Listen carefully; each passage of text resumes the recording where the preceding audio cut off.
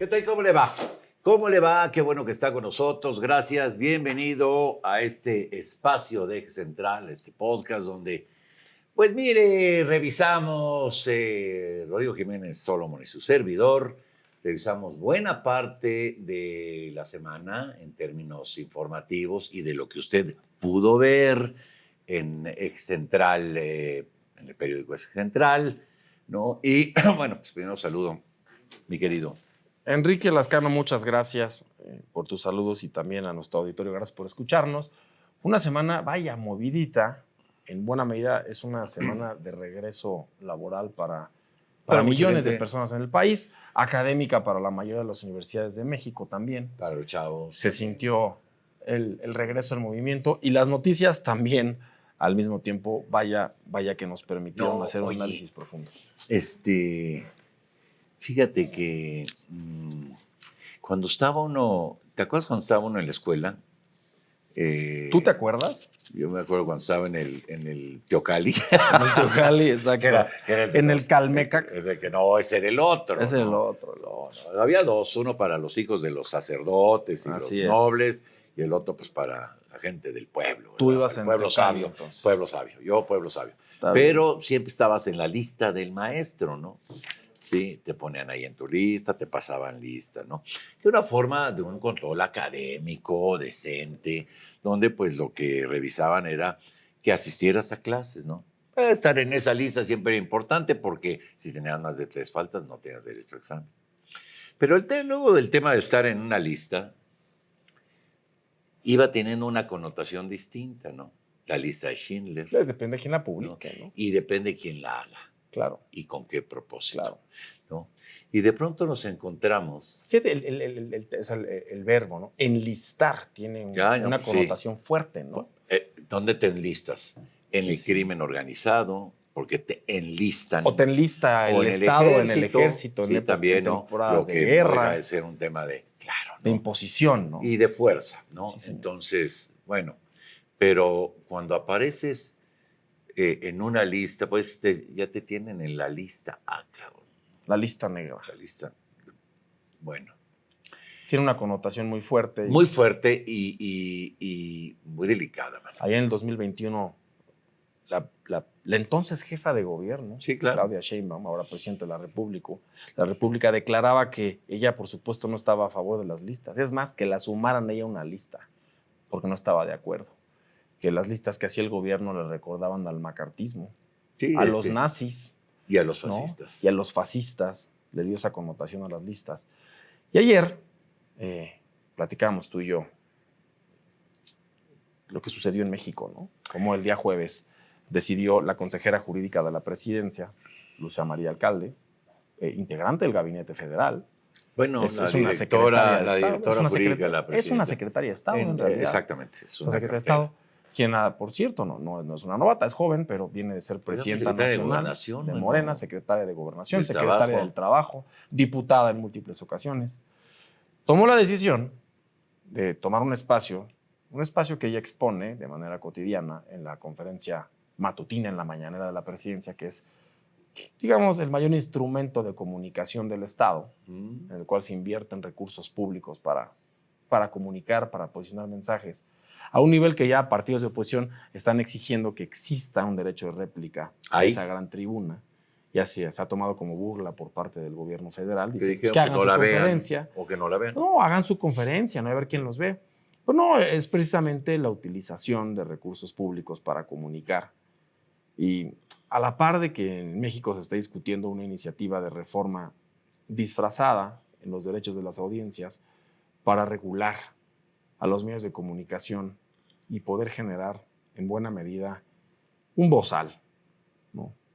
A los comunicadores a los periodistas, el periodismo que es una aliciente a la democracia en el planeta, a la crítica al periodismo que incomoda. Pero dice esta persona, esta secretaria de Estado, Luisa María Alcalde, públicamente que ella iba a exponer una red de líderes de opinión, de periodistas de medios de comunicación, y tomó la decisión de hacer una lista de periodistas entre los cuales, por cierto, hay que destacar a 2 colaboradores de esta casa de Eje Central, a Raimundo Riva Palacio y a Dolia Esteves, quienes se presentan a sí mismos, solo son 2 periodistas con décadas de trabajo, profesionales, que no se les puede presentar como enemigos del Estado. Un periodista no es el enemigo del Estado. El enemigo del país se convierte en el político que no acepta la crítica y el periodismo. Ojo, no nos confundamos, ¿no?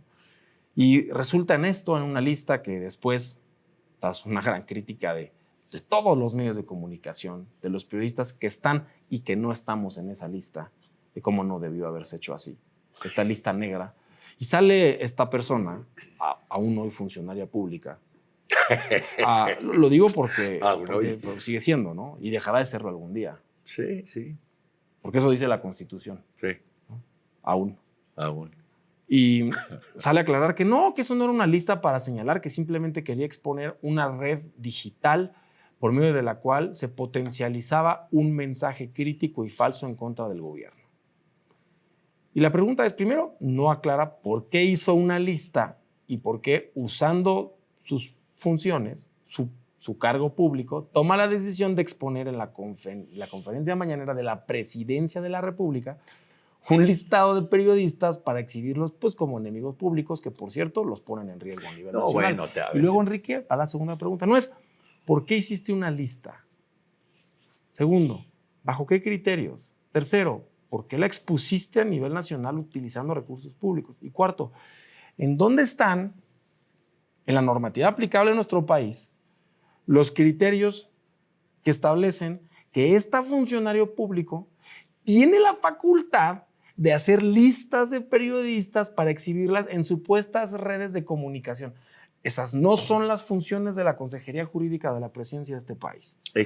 Que aconseje jurídicamente a la Presidenta de México, que no exhiba, que no exponga al periodismo de este país. Lo que hizo fue un acto fascista. Fue un abuso absoluto de autoridad y podría decir misa.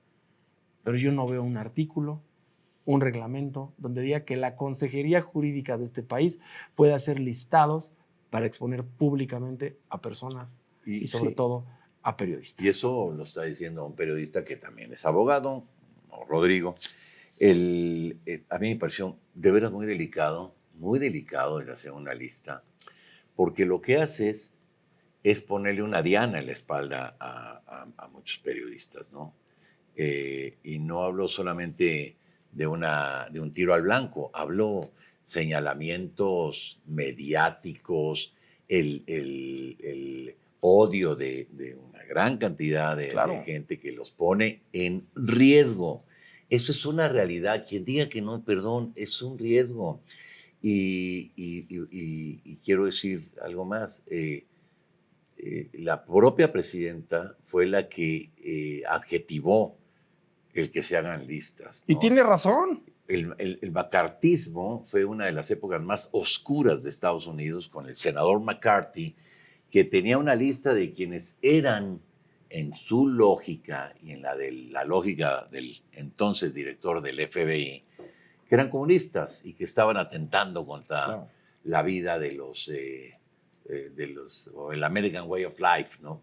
Y hoy se recuerda como una de las épocas más oscuras de Estados Unidos. Ni hablar del nazismo y ni hablar del fascismo. Y de la actualidad, ¿no? Enrique, el señor Ortega, dictador nicaragüense, pues que está quitando la nacionalidad a periodistas críticos, que los está encarcelando o simplemente han desaparecido. O a Sergio Ramírez, que era uno de los grandes escritores latinoamericanos que quiso competir para la presidencia. Y ahí nuestro gobierno... Ese sí es un fascista. Exacto. Y nuestro gobierno ha decidido, la consejera jurídica de la presidencia, ha decidido no pronunciarse en torno a la desaparición de periodistas en Nicaragua. Y vamos a lo nacional. Han desaparecido periodistas este año, han matado periodistas. Vimos un caso espeluznante en Veracruz, una mujer. Acabamos de ver otros 2 casos, uno en Jalisco, otro en Nayarit.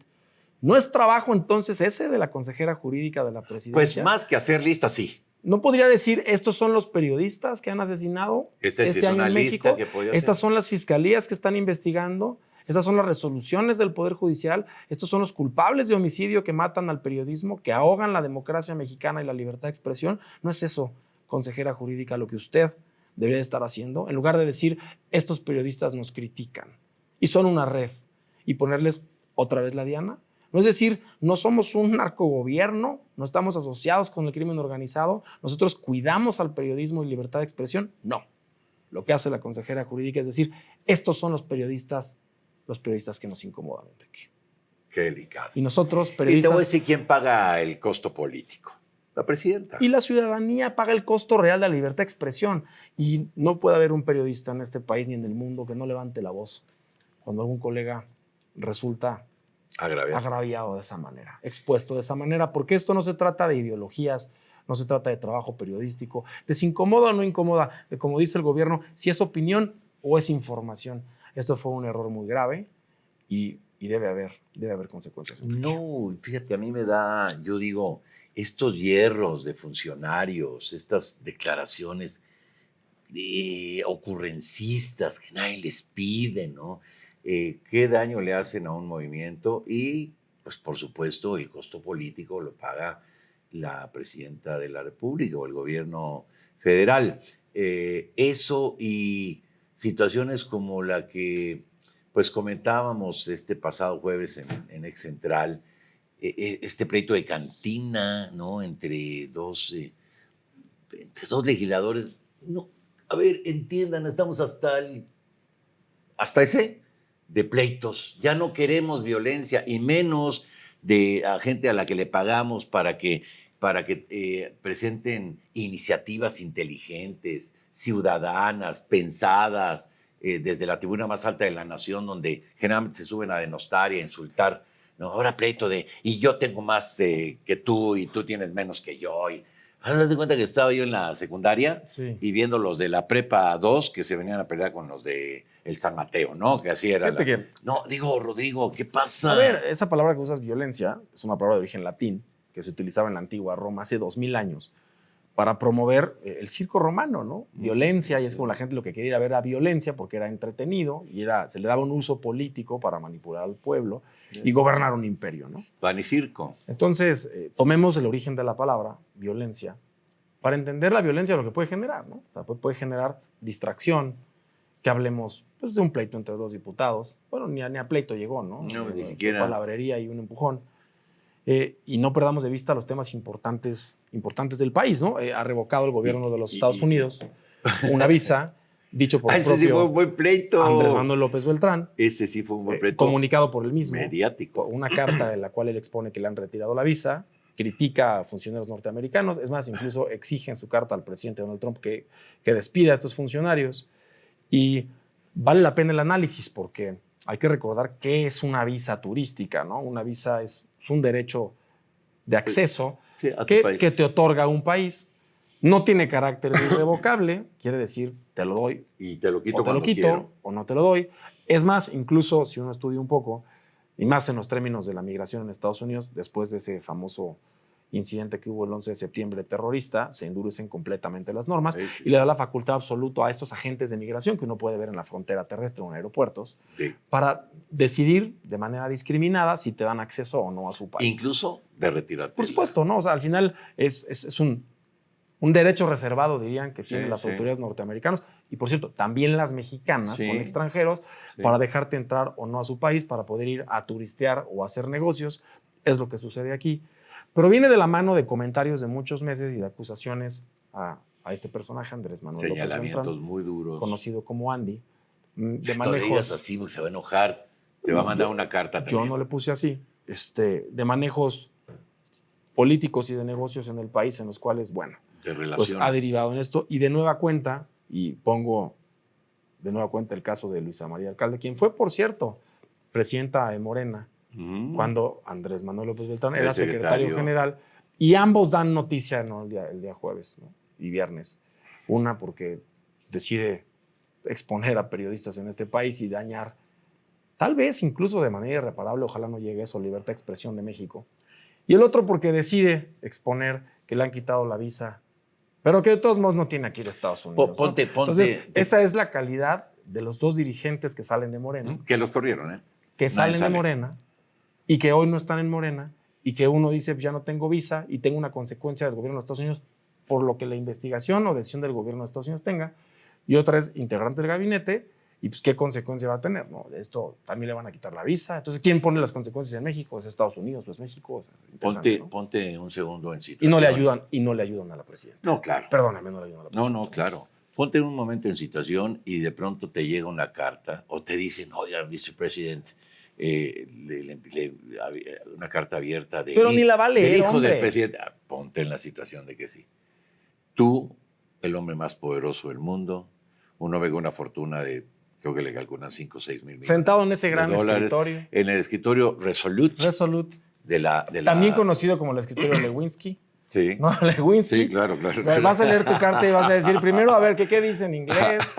Y luego, oye, Marquito, Rubio, ven. Marco, come Que here. le diga, ¿qué crees? Es que ya me lo pidieron, ya, you're fired. Estás despedido, ¿no? Sí. Por Dios, a ver, ¿En entendamos serio? que esto... Y aparte diciéndole, y es usted, ya, como le dijo mi papá, por Dios. Oye, y por el otro lado, el otro hermano, el hermano grande, casado con una venezolana, petrolera, multimillonaria, como han dicho, que justifica la casa. La gris. señora tiene dinero. Mucho dijo. dinero, ¿no? Sí. Y por eso compramos en Cartier. Sí, claro.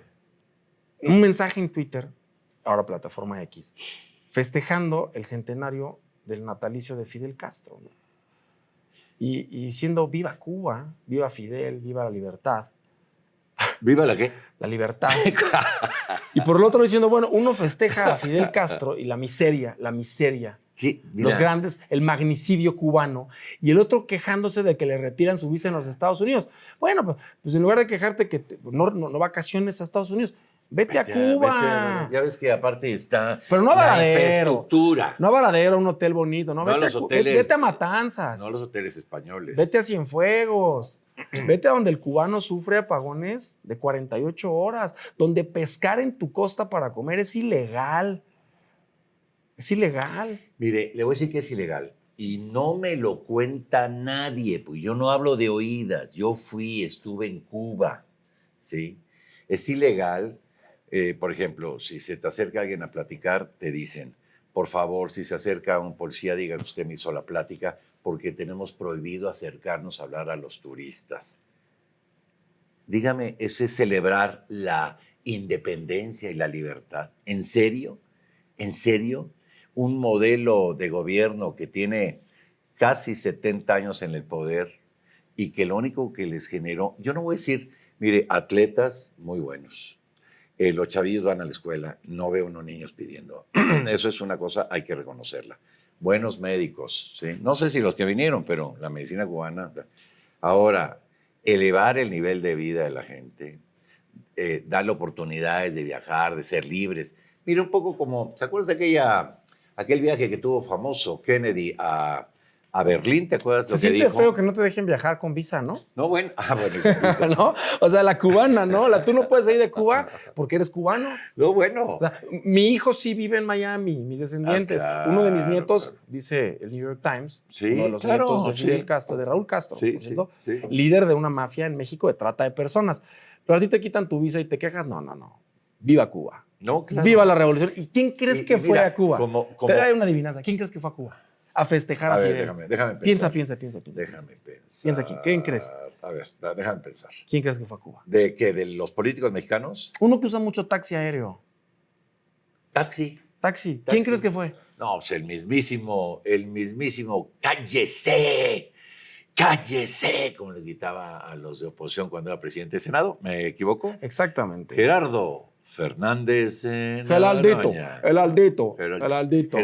Geraldo fue a comer ropa vieja en un avión, a quedarse en un Moros cuarto. con cristianos. Muy agradable porque él es senador de la República, él claro que puede, ¿no? A festejar O Cuba. sea, se fue a Palestina que nunca. Pero no se fue a Cuba sin hacer una noroñada. Termina su gira por Cuba, va con el brazo roto porque se lastimó, subiendo ahí después de su casa en Tepoztlán, al cerro, de su cabañita. Y le prestó seguramente su asistente el cabrestillo. Claro. ¿No? Porque pues ya cada vez que los ves en una foto. Porque salen como igual. en Cuba hay que compartir, ¿no? Todo. Todo. Y no lo dejan subir al avión después que el yeso tal, y amenaza, dice, si yo me quedo aquí me aviento por la ventana. O sea, noroñando en Cuba. Hazme el favor. O sea, ¿cómo decía esa vieja frase de redes sociales que se hizo viral? Si ya saben cómo me pongo, Si ya sabes ¿para qué me invitan? ¿Para qué me invitan? Ya no lo inviten, ¿no? A Cuba, el señor que está muy agradable, ¿no? No. Bueno, esa es Cuba y quería yo terminar diciendo esto que decía Kennedy. en aquel discurso, cuando dijo yo soy berlinés, dijo, el comunismo no es malo, pero nosotros no necesitamos de muros para detener a la gente. Ya. Así es, Rodrigo. Bueno, no necesitan Cuando muros. la gente prefiere irse en una llanta. Pues no necesitan muros porque es una isla. ¿Verdad? El chiste se cuenta solo, ¿no?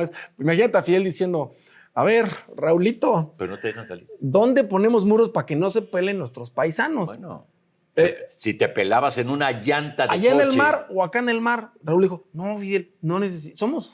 Somos tan fregones que no necesitamos muros. Pero la gente se Los pela. Tiburones nos hacen la chamba. Cuando tú te arriesgas a irte a un mar infectado de tiburones. Imagínate cruzar 90 infestado millas. de tiburones para llegar a Miami. A Miami, Pretender llegar a Miami. 90 En la millas. llanta de una... La llanta de un... Así se iban, lo digo. En llantas de vehículo, ¿no? Ahí Así hacían salían. sus balsitas Así para salían, salir intentaron salir miles de personas en el Marielazo. del nazismo, Bueno, del también. yugo de los soviéticos, para poder sobrevivir. O Decidían vivir cruzar, fíjate en los esto, gulags, ¿no? intentar cruzar la tundra de Siberia Sí. a temperaturas de menos 30 grados para poder sobrevivir. Poder porque sabes que escapar. era eso o morir. O ¿no? morir. Es exactamente lo mismo. Es de vergüenza pensar que hay gente que y sigue todavía ir celebrando allá, Cuba. échale porra. Celebremos Perdón, Cuba, perdón. pero quejémonos de que nos quitan la visa para ir a Disneylandia. Sí, hombre, Esa es la sí, coherencia sí, de esa sí. izquierda radical. Oye, y Y mira, siguiendo con Latinoamérica, un tema que fue gravísimo y parece que fue hace mucho tiempo, pero no lo fue. Porque cuando hay tragedias, las horas se ¿Colombia? sienten días y los días se sienten meses.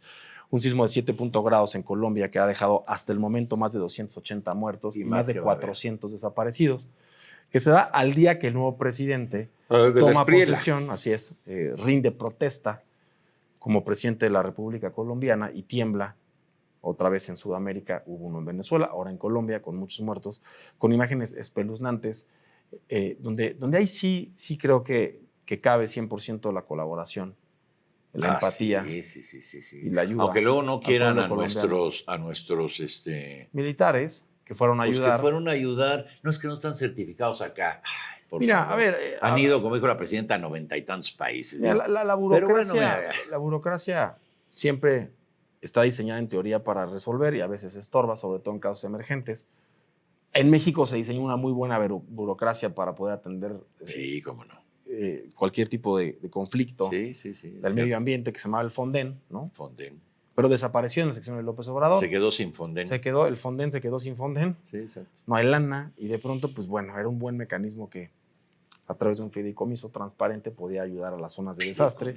Y cuando pasan este tipo de cosas, Enrique, terribles, los mexicanos vemos que tiembla en el mundo y nos agarramos un poco de la silla y decimos, canijo, yo entiendo qué es eso, puede ser, y por más que los mexicanos, sobre todo en la zona centro del país, estamos bastante preparados, no tenemos buenos protocolos, después del sismo del 85 lo hemos vivido, varias veces ya varios temblores que hemos demostrado. Pero sí hemos avanzado en la cultura muchísimo. de prevención. En prevención, en la calidad de la obra, en la reglamentación. Porque las reglas de construcción eran muy laxas. Mira, justo ahí te va una reflexión de eso, ¿no? Cuando fue el huracán Otis, que pegó tan fuerte en Acapulco, prácticamente no quedó un vidrio intacto, ¿no? En toda la ciudad, una ciudad de 1 millón de habitantes, un vidrio. Y yo lo platiqué con un fabricante de cancelería de vidrios que exporta de México a Estados Unidos, hace la mejor calidad. Y me estuvo platicando sus parámetros de medición en torno a la venta que hace. Y tienen un tipo de vidrio que se llama antihuracán. Y me está diciendo, pero mira, vamos a ser honestos. Nunca en la historia de la humanidad había pegado un huracán de esa categoría y con esa fuerza, esa magnitud. Es que y estos cristales que yo tengo diseñados para, en teoría, huracanes, están diseñados para un huracán hasta categoría 3. Y me hizo una analogía. Es como si tú chocas a 120 kilómetros por hora con un coche sueco de última generación con toda la seguridad, te da una alta probabilidad de sobrevivir. Pero si chocas a 230 no vas a sobrevivir. No. Tenga lo que tengo. Me dijo, esto fue eso, fue un choque. Traigas el carro que traigas. Traigas un coche japonés de 1980 o uno 2026 sueco, es lo mismo, ¿no? Entonces no estábamos preparados porque no existía este tipo de embates, ¿no? A las zonas donde tembló tan fuerte, tanto en Venezuela como Colombia, no hay un antecedente de los últimos 50 años de esa magnitud. 50 años, lo cual te deja ver que no están preparados porque no sucedía. Es como si en la Ciudad de México recibiéramos lluvias de tal nivel que no suceden acá, como si fuera un monzón en Japón, y dijeras, no, es que nuestro drenaje no estaba preparado. Bueno, no nos sucedía esto, ¿no? Tampoco podemos adelantar la infraestructura de 50 años a fenómenos que no sucedían in situ. Es el cambio del planeta que estamos viviendo y lo impredecible que es la naturaleza. Entonces, más allá de culpar si las autoridades tenían la normativa suficiente o la inspección suficiente para supervisar que se hicieran bien las cosas o no, hay que ver la tragedia, hay que poner las barbas a remojar y entender que lo que le sucedió a Colombia puede suceder pues, en muchos lugares del planeta, Enrique.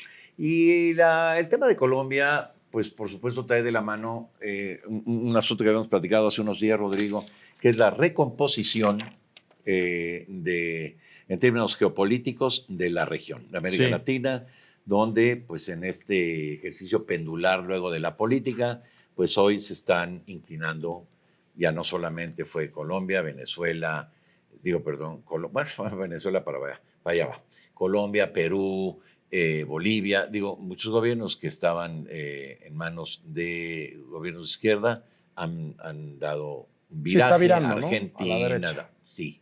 Entonces, Perú con Fujimori, Ecuador, Bolivia, Guatemala. Está virando la política mundial. Salvador. De izquierda a derecha, derecha a izquierda, etcétera. Sí, el tema pendular. Con unas transiciones espantosas. ¿Sabes qué pasa? Es intransitable. No les dan resultado, pero ni uno ni otro. Pero ahí está Argentina. Platica. Argentina ha pasado del kirchnerismo al populismo. Bueno, primero, a ver, el presidente ahora Macri, Macri y luego Milei, antes los Kirchner, antes... es que fíjate, es muy interesante que lo digas porque... Izquierda, derecha, peronismo de izquierda, peronismo de derecha. A ver, ojo.